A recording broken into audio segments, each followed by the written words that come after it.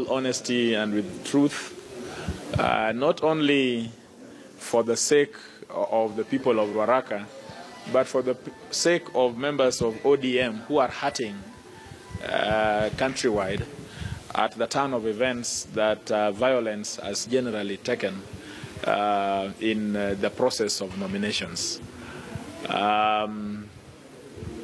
There have been issues around nomination campaigns. There have also been issues around management of party headquarters. There have been issues on management of goons and supporters and that kind of thing.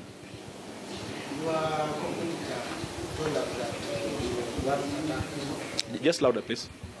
I'm saying your competitor told us a while ago that she was attacked by the I believe that because you are we might have come. Well, we don't have to make the case before the press. That is not how to make cases. That you decide to make a story and go out with what I think is delinquent tantum to the public. Issues must be investigated. Issues must be known. We know that boys don't turn up to attack until they are paid by politicians. I have been a member of Ruaraka for 4 years, but I've campaigned in Ruaraka for 15 years. Not a boy has ever been knifed. Not even. And so this thing about being attacked, and then you run to the press, and then just because you are able to talk faster than the rest, then you think your story will be heard faster. Let me tell you, there is a danger, a gender danger in this country.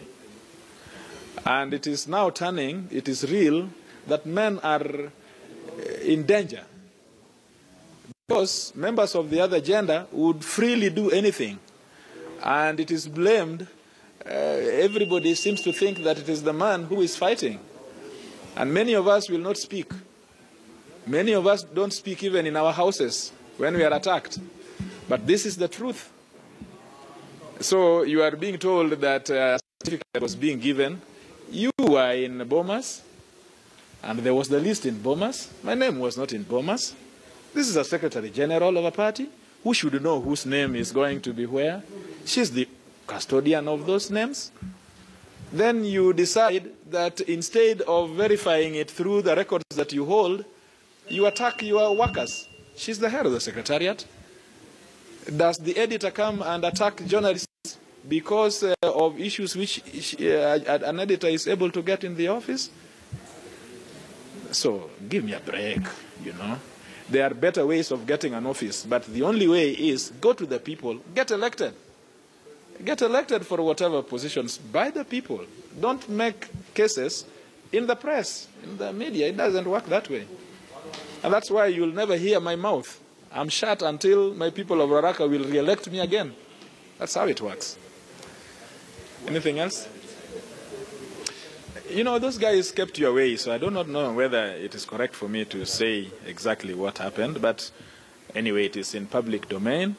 I've said that they wanted to have a better understanding of the facts around Ruaraka violence and issues to do with these goons that appeared in the headquarters. You see, we have worked very hard as a party to cleanse our names from this party which is violent. And you people of the press have not helped either. But of course, that is how the storyline goes. The narrative is sweeter when we are violent. So it has been painstaking to clean up ourselves as people who are democratic. When we see people being hauled to headquarters to chase workers, it is painful because we are very serious in this agenda, at least this time around.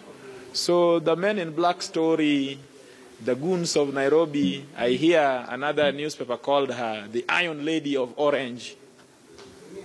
You know, those are descriptions which just take us back. Right now, we want to have the most democratic lady in Orange.